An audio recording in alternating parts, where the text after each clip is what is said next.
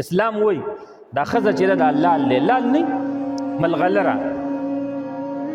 دا خلک ډیر پټ ساتي، یو کور ورته جوړ کی او د ریخمو کپړه کې تاوه کی او ډیره پټه ساتي. او دا چې څومره د خلکو نظرونه په دې لګي د لال ملغلره باندې دا کمزوري کیږي، دا تتیږي، دا ډیم کیږي.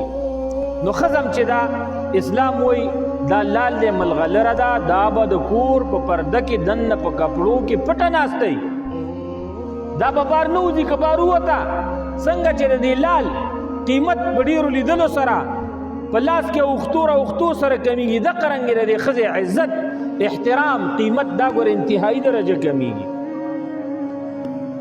زمارونو اسلام ښځې ته ډېر حقوق ورکړي دي، او که ته وایې چې زه یې نه منم نو راځه په دې کفري ملکونو کې وګرځېږه. ښځو ځانونه په مزدوریانو باندې مړه کړل، مړه